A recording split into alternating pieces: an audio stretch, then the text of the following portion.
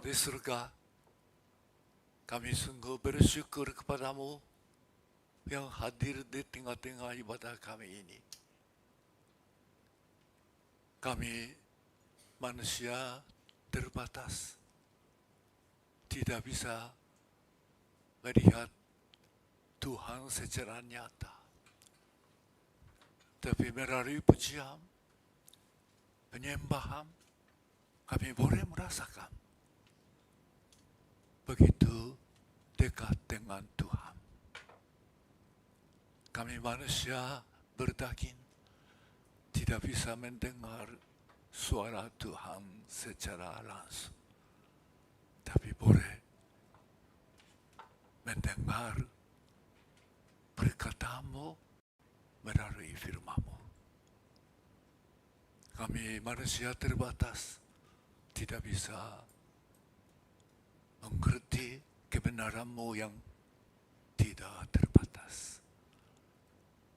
Tapi terima kasih hanya pertolongan Roh Kudus boleh kami masuk ke kebenaran. Jauhkan segala gangguan. Tolong hamba yang terbatas dan kecil ini boleh hanya menyalurkan kebenaran firman ke hadirat Tuhan Yesus.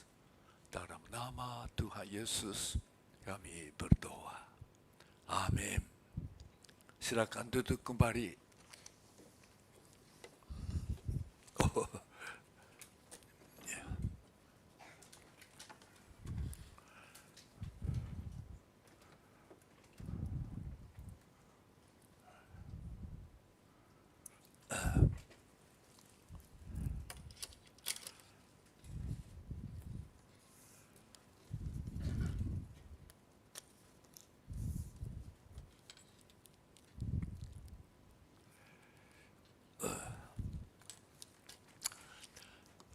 Selamat hari Minggu dan selamat beribadah kepada Tuhan dalam kasih karunia Tuhan Yesus.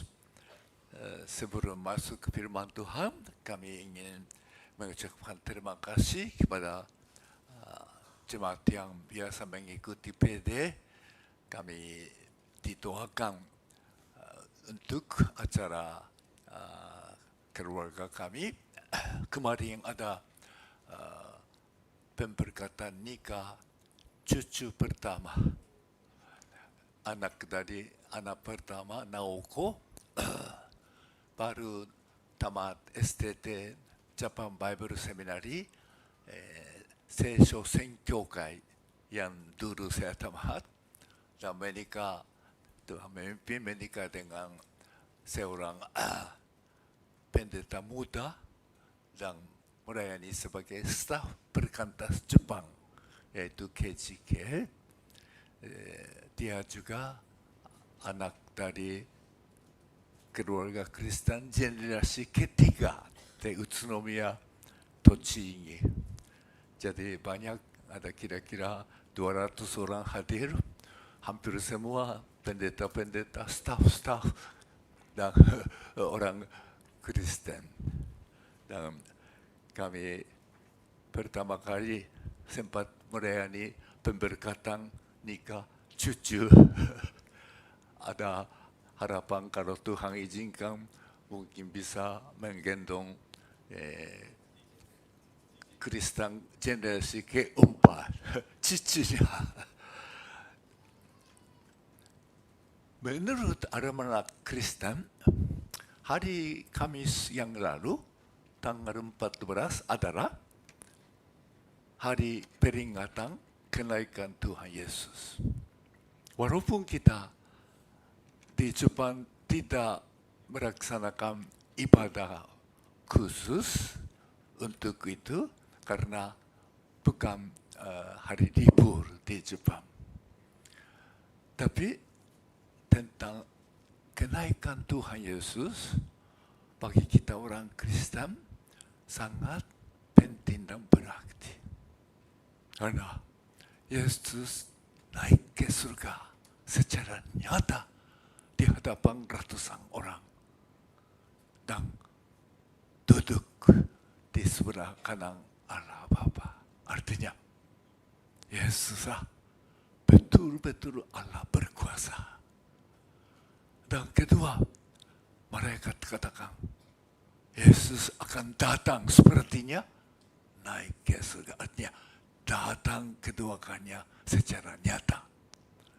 Dan makna ketiga adalah, itulah kejadian nyata akan terjadi bagi kita yang percaya.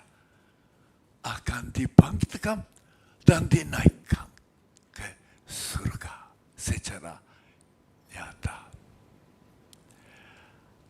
Rancangan Allah, rahmat Allah begitu kaya dalam. Kita sedang belajar surat Efesus secara seri. Temanya adalah be rich, kekayaan rohani, kekayaan rahmat Allah melalui Kristus. Kita sudah belajar 4 kali dari Efesus, hari ini ke 5 kali. Teksnya dari pasal 2 dari ayat 11.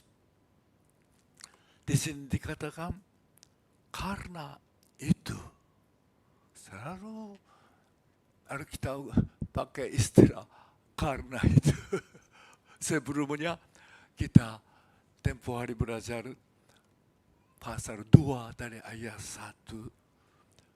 Semua di luar Kristus mati rohani. Artinya mati hubungan dengan Allah. Tapi Allah yang kaya rahmat dan kasih memberi Kristus sebagai penebus dosa. Maka boleh hidup lagi bersama dengan Kristus seperti ayat 5 dan ayat 5, ayat 4 dan 5 pasal 2. Tuhan menghidupkan kita lagi dalam Kristus dengan Allah.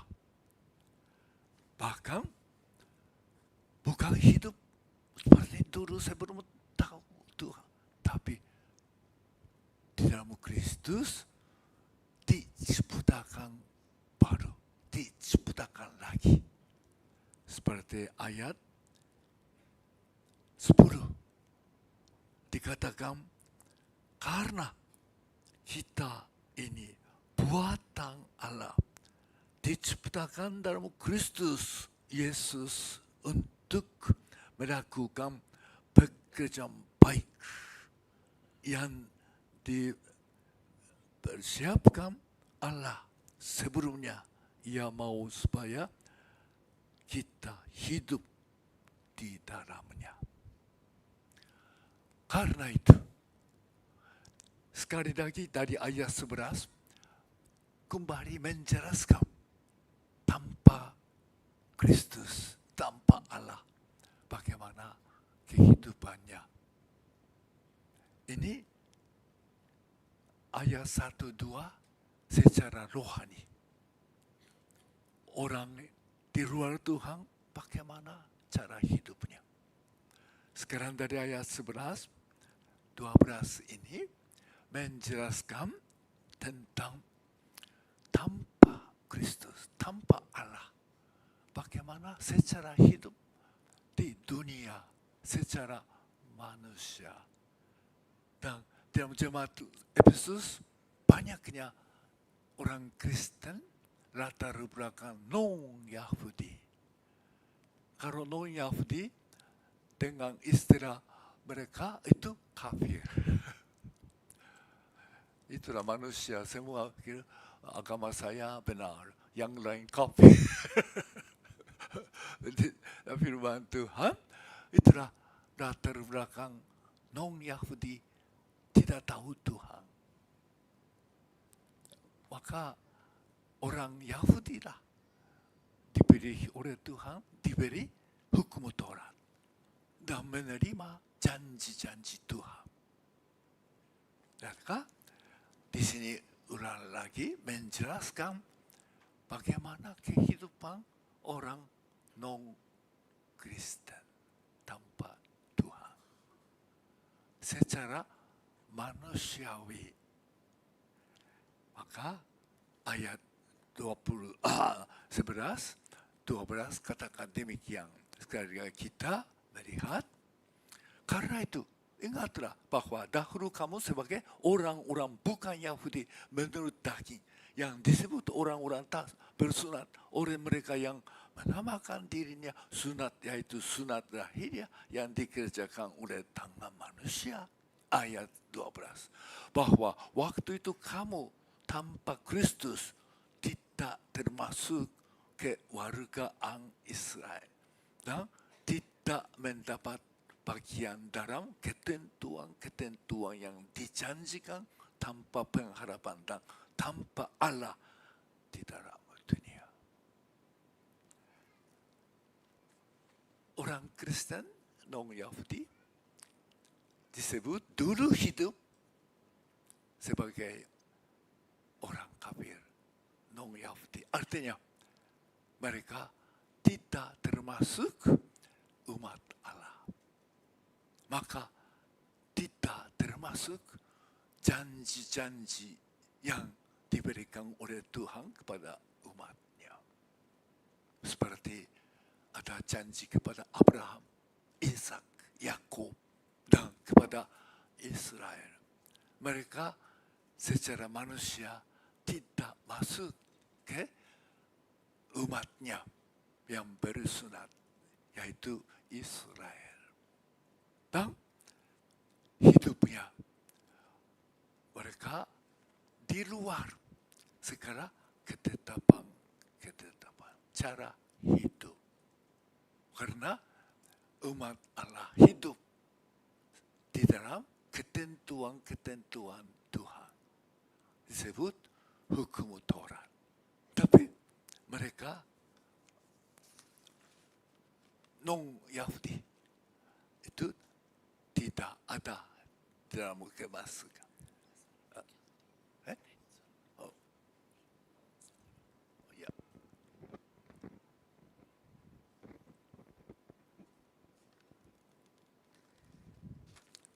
Terima kasih.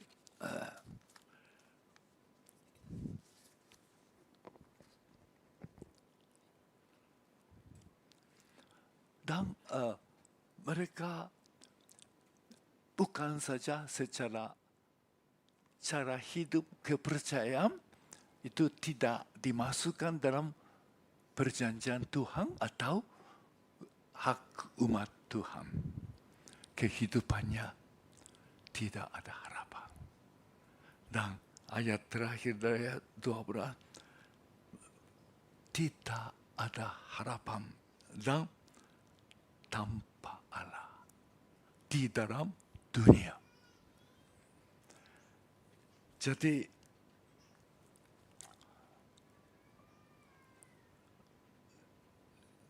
tidak ada harapan tanpa Allah, tanpa janji Allah. Jadi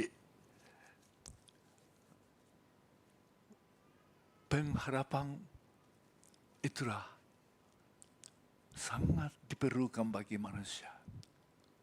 Tapi tidak mudah. Maka kita selalu dengar istilah pengharapan. Seperti slogan orang politik. Waktu Perdana Menteri Jepang wanita Takaichi dipilih, sebelumnya dan sesudahnya ramai dia setiap kali ada pidato ulang-ulang kali menekankan pengharapan. Jepang memiliki pengharapan perkembangan teknologi, perkembangan ekonomi, pengharapan masa depan, pengharapan keamanan, pengharapan. Akhirnya dia dipilih Perdana Menteri. Sekarang setengah tahun jarang ada. Jarang ada.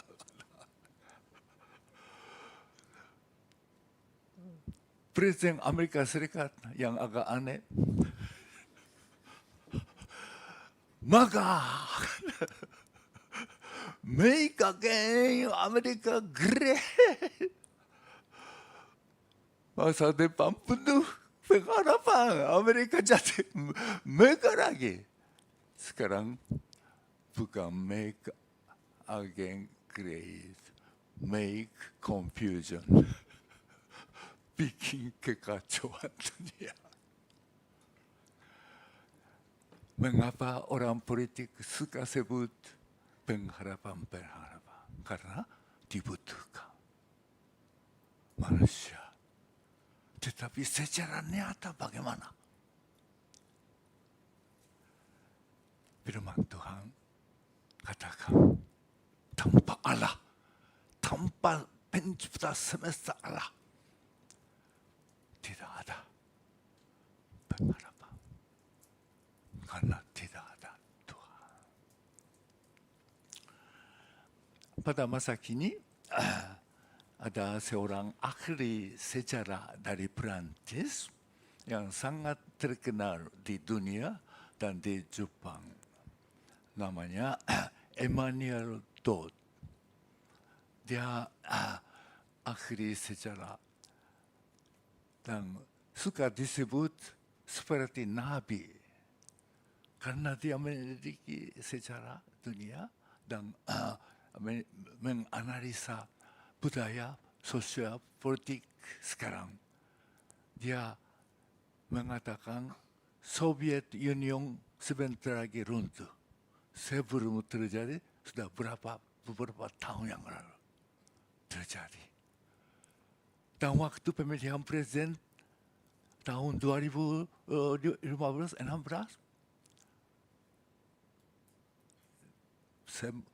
kebanyakan orang pikir orang macam ini bagaimana bisa presiden, yaitu Trump. Tapi akibatnya jadi presiden. Emmanuel Todd sudah sebelumnya sudah menyatakan dia jadi.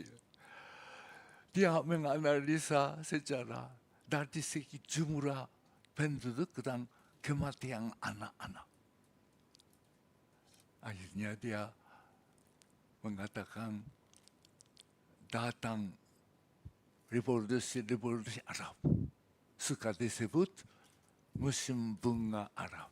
Arab no Har. Itu juga terjadi. Maka buku-bukunya terjual di dunia. Di Jepang juga bestseller sudah beberapa bukunya. Dan buku terbaru itu namanya Masa Depan Dunia 2030.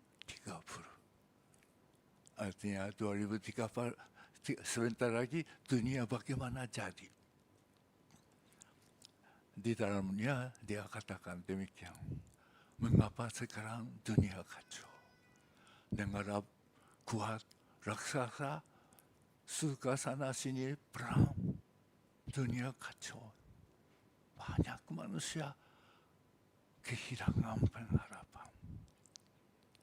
Dia katakan, ada sebab-sebabnya banyak, tapi dasarnya meninggalkan agama, meninggalkan Allah.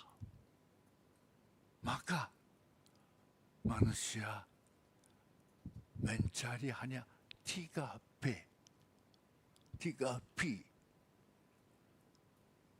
Itu pertama, power, kuasa, kekuatan. Kedua, prosperity. Itu harta, kekayaan. Ketiga, profit, untung.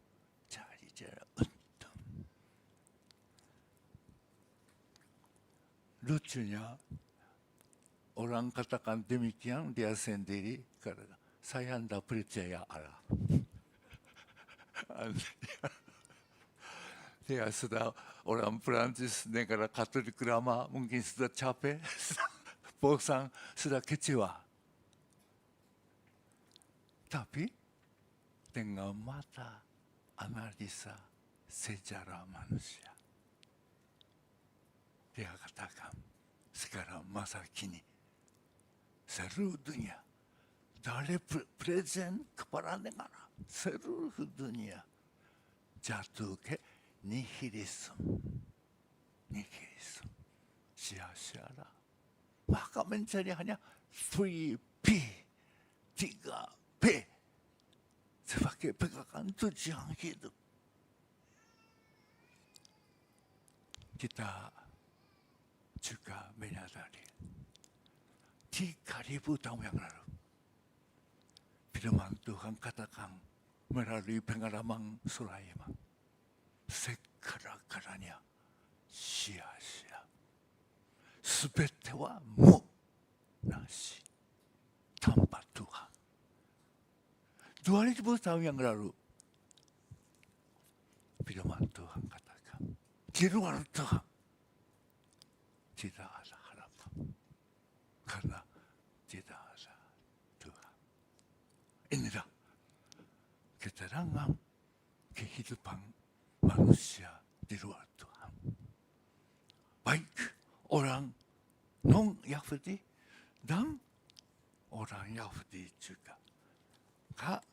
Dikatakan ayat 13. Kita melihat ayat 13. Tetapi sekarang dalam Kristus Yesus, kamu yang dahulu jauh sudah menjadi dekat oleh darah Kristus. Ayat 14. Karena dialah damai sejahtera kita yang telah mempersatukan kedua pihak dan yang telah tembok pemisah, yaitu pemisah. Kita melihat di sini katakan, kamu dulu mati dan kami jauh hidup tanpa pengharapan, tanpa Allah. Tetapi dipersatukan. Dan Kristus dekatkan dengan Allah. Dan di sini ayat 4, karena dialah damai sejahtera kita. Jadi Rasul Paulus menulis kepada khususnya mengingat banyak orang Kristen di Efesus latar belakang kafir, non-Yahudi. Kamu hidup itu tanpa Tuhan, tanpa ketentuan Tuhan. Tapi hanya Tuhan Yesuslah memerdekakan.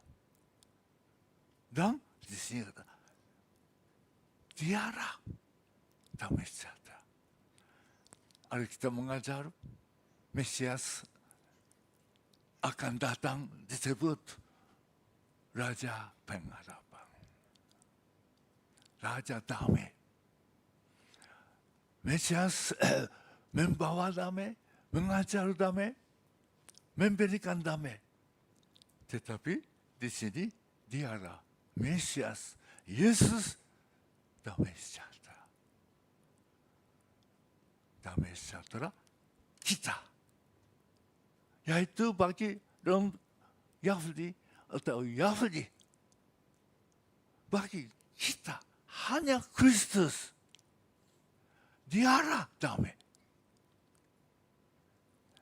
Bukan Kristus mengajar damai, suka damai, ajar damai, suruh damai, bawa damai.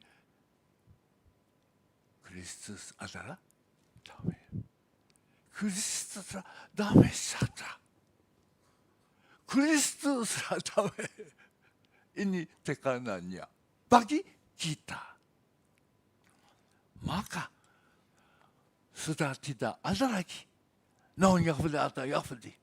Secara suku, secara bangsa, dulu mereka begitu jauh. Kita susah merasakannya betapa besarnya pemisahan mereka.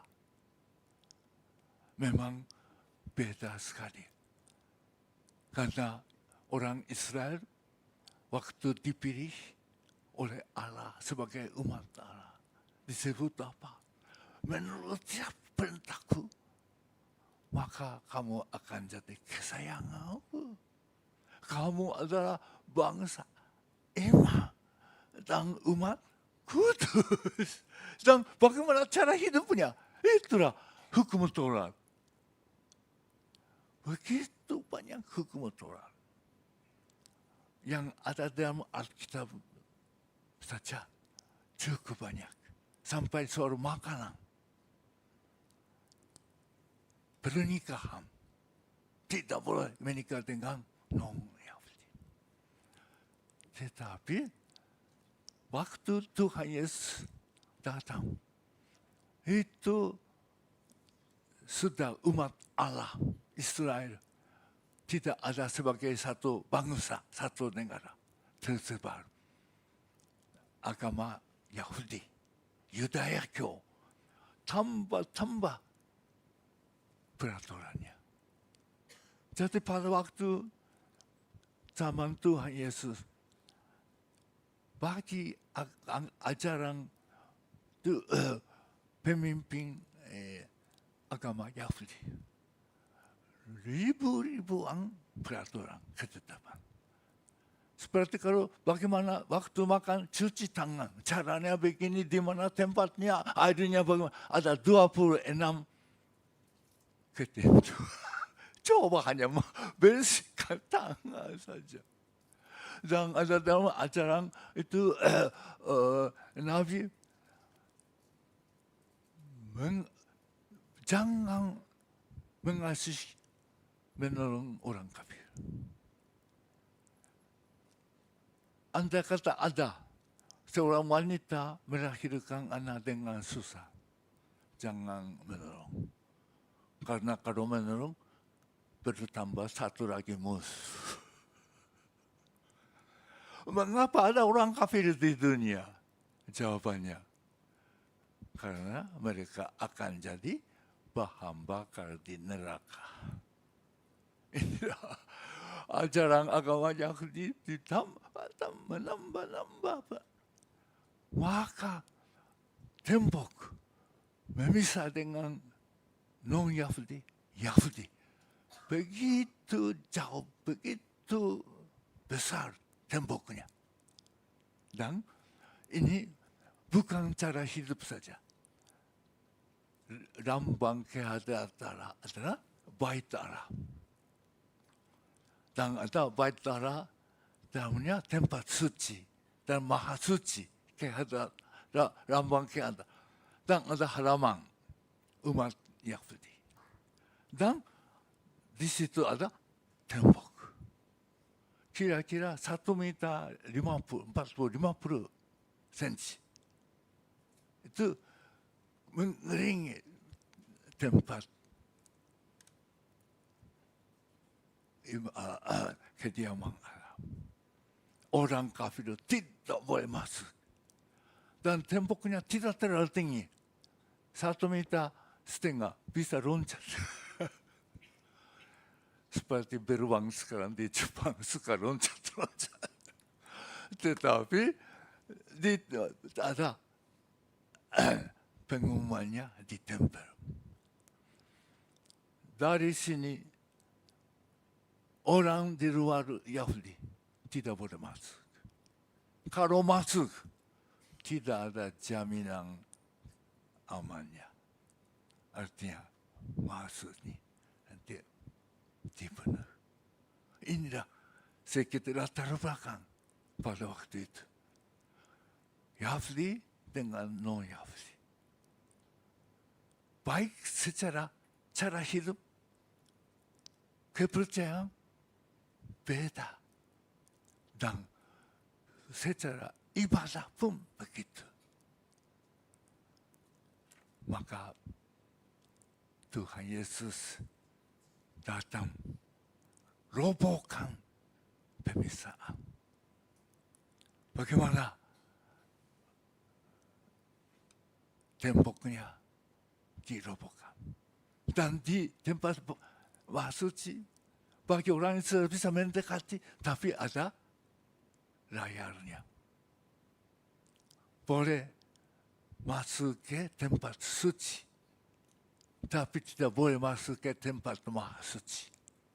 Hanya 1 kali setahun imam besar bawa darah untuk mendoakan pengampunan dosa seluruh umat Allah.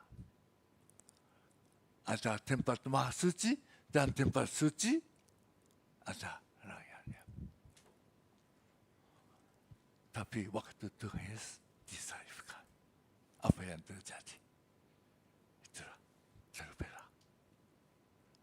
Di sini disebut Kristus adalah damai. Robohkan tembok pemisahan.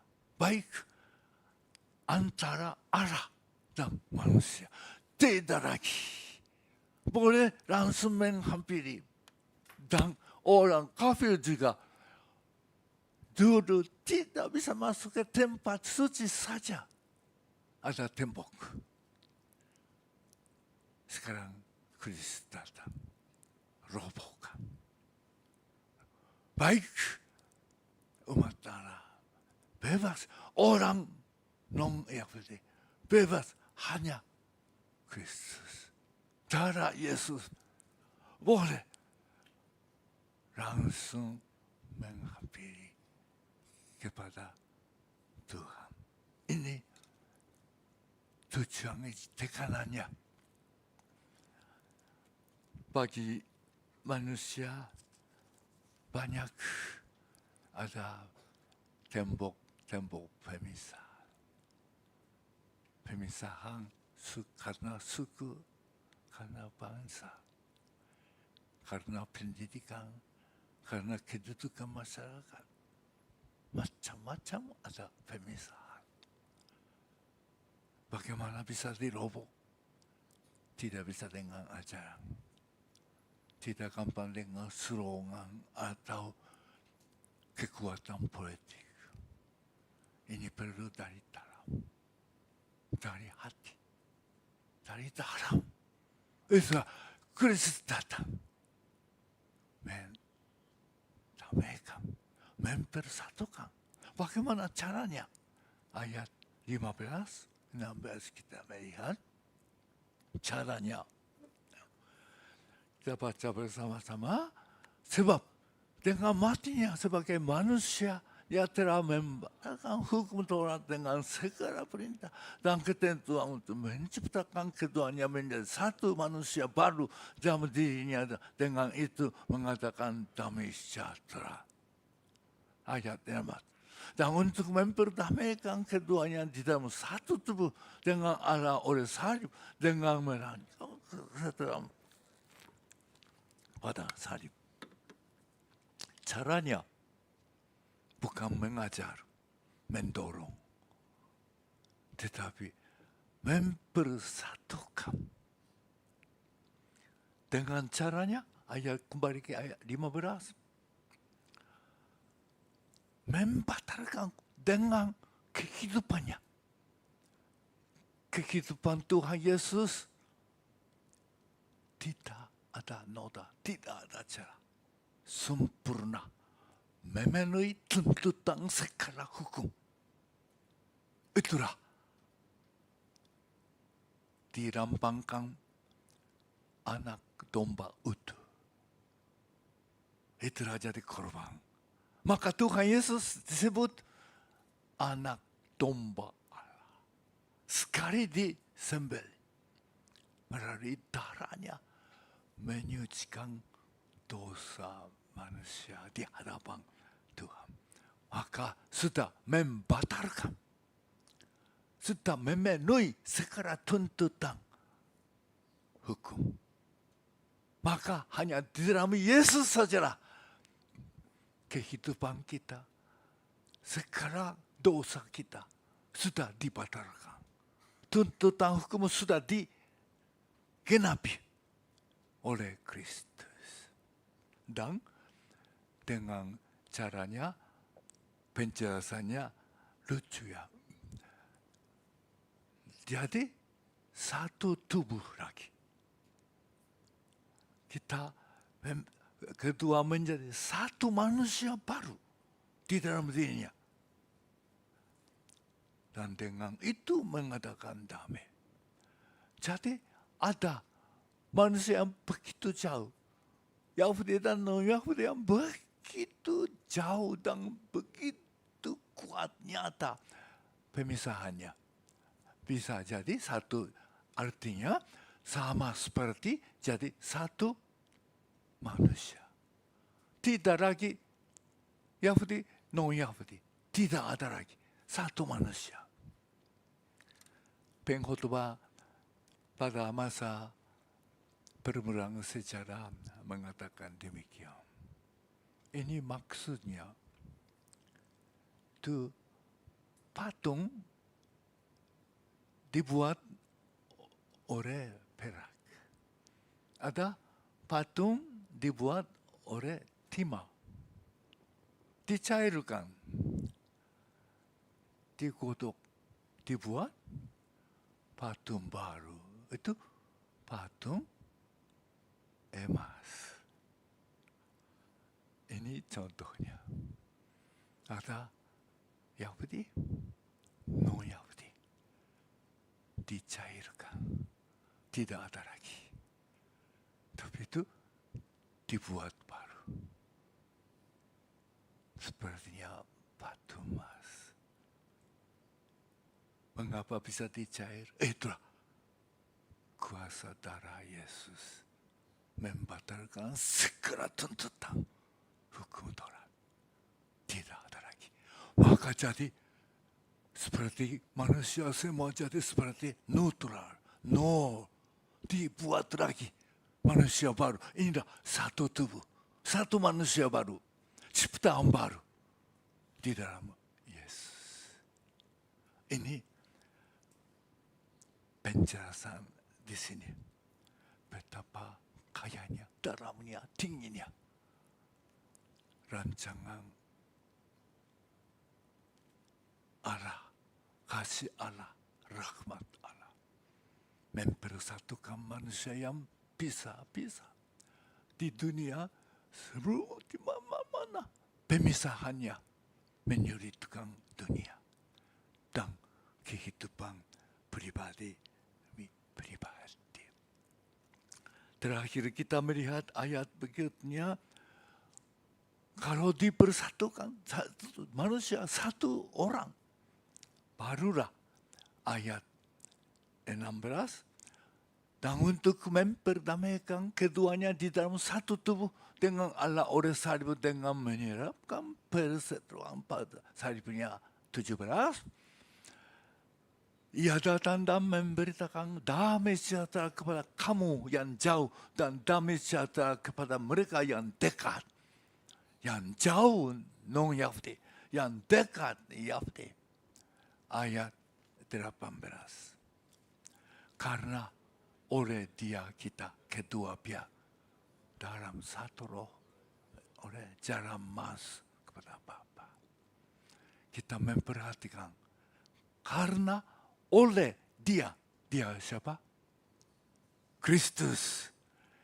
Kita kedua pihak dipisah dengan pemisahan.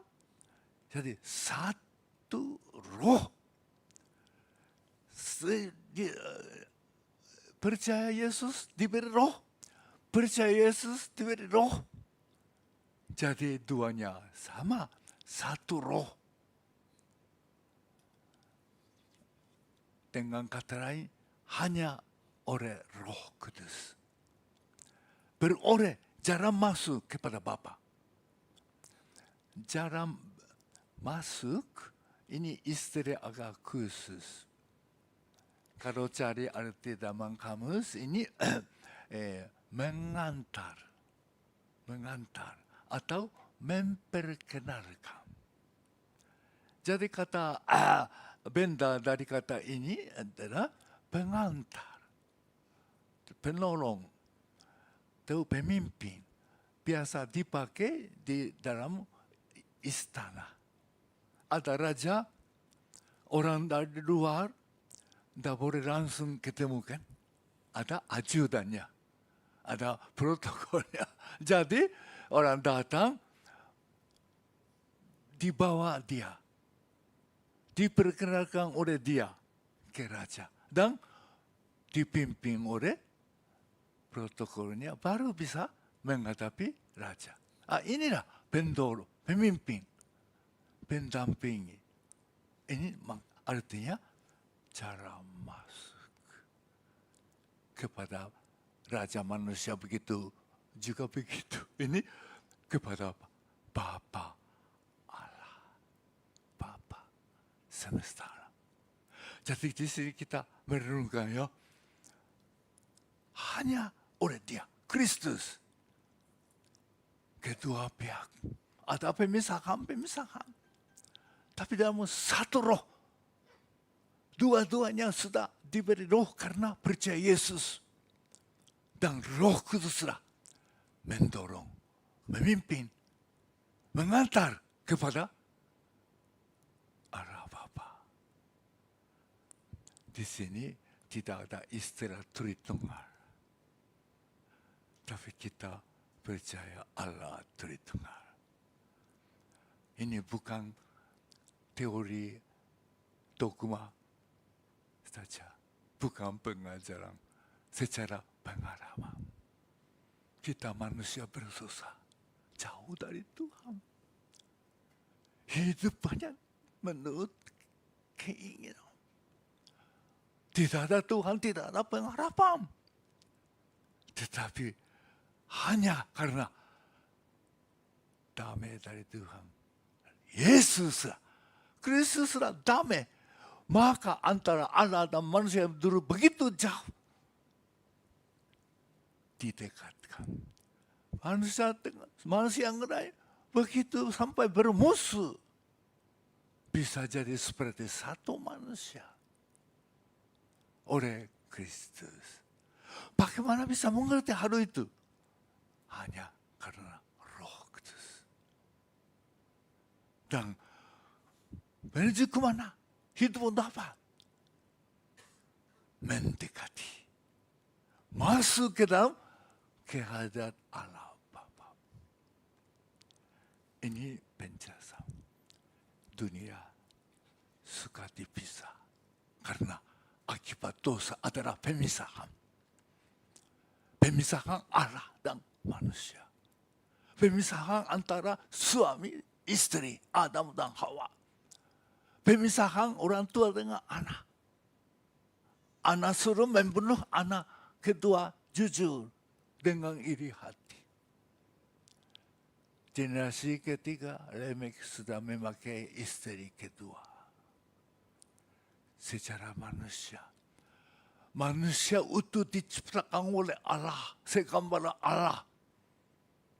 Begitu dibengkokkan, dijauhkan karena dosa. Maka Allah menyediakan jalan kebenaran, hidup baru melalui Kristus. Maka dalam Kristus jadi satu tubuh. Oleh karena itu, itulah dari ayat 19. Kita sudah belajar bagaimana demikianlah kamu bukan lagi orang asing, orang pendatang. Kamu adalah orang kudus, sewarga orang kudus dan keluarga Allah. Dan dibangun, bertumbuh di atas apa? Para rasul dan para nabi, yaitu firman Tuhan. Akan jadi apa? Kediaman Allah. Ayat 22 yang kita sudah belajar sebagai tema tahunan ini. Inilah penjelasan tentang kekayaan rohani, kekayaan rahmat Allah melalui Kristus, dan kekayaan rohani yang begitu indah. Manusia berdosa bisa masuk ke kehadiran Allah, hidup bersama-sama dengan Allah yang kudus karena Kristus melalui Roh Kudus.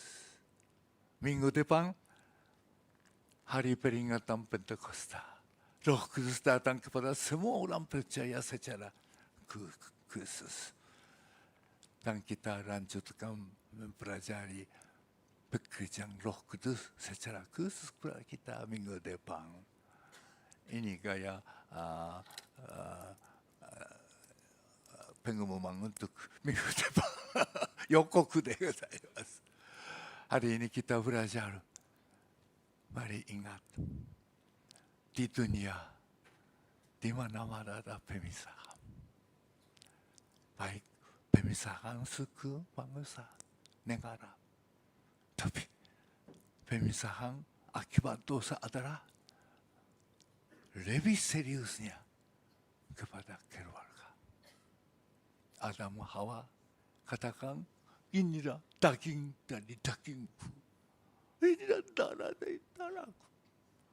Akibat dosa kata, tiada menggodai saya. Pisah. Orang tua pisah, anaknya dipisah. Saudaranya dipisah. Keluarganya pisah. Di manakah ada? Damai. Ada pengaruh dosa kepada keluarga-keluarga. Antara suami istri ada sedikit hal kecil bertambah-tambah dari tempo. Di mana ada tempat dirobohkan. Maka di dalam Kristuslah ada damai. Dan jemaatlah disebut keluarga Allah. Tubuh Kristus sudah tidak ada lagi temboknya. Tidak ada lagi rasa minder saya suku ini, latar belakang saya ini. Tidak ada. Saya dari suku mana? Keluarga mana? Tidak ada lagi. Ini jemaat, ini keluarga Allah. Maka gereja jemaatnya betul-betul keluarga Allah. Tubuh Kristus, penuh dengan Kristus. Kita mengenal, kita saling membantu, saling menyembah. Sebagai apa? Sebagai umat Allah, keluarga Allah. Jemaatlah Kristuslah di dunia yang suka penuh dengan pemisahan. Tidak ada pemisahan. Karena apa? Jemaat adalah tubuh Kristus. Kristuslah damai. Dan kita yang bersekutu. Apakah ini kita bisa rasakannya? Ini firman Tuhan. Dan inilah janji. Inilah rahmat Allah yang begitu kaya. Kita dipersatukan dalam Kristus. Dipimpin Roh Kudus. Hidup Bapa mendekati kehadiran Allah. Kita setiap saat menyembah Tuhan dalam kehadiran Allah terdengar. Dalam setiap hari kita kerja, dalam keluarga, kita ada di mana? Di tengah-tengah kehadiran Allah. Karena Yesus, karena protokolnya, penolongnya, pemimpinnya, Roh Kudus. Mari kita berdoa.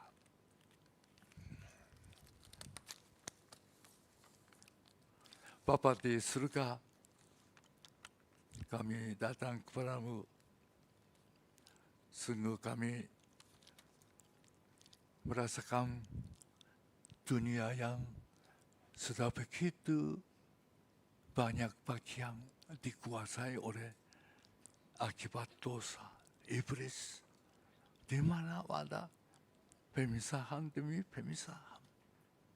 Tuhan, hanya dalam Tuhan Yesus ada damai. Terima kasih kami sekarang boleh hidup dalam damai Kristus. Sama-sama dengan Allah Bapa, sama-sama dengan saudara-saudara keluarga Allah yang lain. Dan boleh Tuhan, kami kita jadi betul-betul Tuhan sebagai saksi damai Kristus yang dinanti-nantikan oleh dunia. Tuhan makin memenuhi kekayaan rohani, kekayaan rahmat Allah, kekayaan kasih Allah mengalir melalui jemaat kami Tuhan dan kehidupan masing-masing keluarga, kehidupan pekerjaan, keberadaan masing-masing jemaatmu. Dalam nama Tuhan Yesus kami berdoa. Kita tutup dengan doa Bapa kami bersama-sama. Bapa kami yang di surga, dikuduskanlah namamu, datanglah kerajaanmu, jadilah kehendakmu di bumi seperti di surga. Berikanlah kami pada hari makanan yang secukupnya, dan ampunilah kami segala seperti kami juga mengampuni orang-orang kami. Dan jangan bawa kami ke dalam pencobaan, tetapi lepaskanlah kami daripada yang jahat. Karena Engkaulah yang kerajaan, kuasa, dan kemuliaan selama-lamanya. Amin.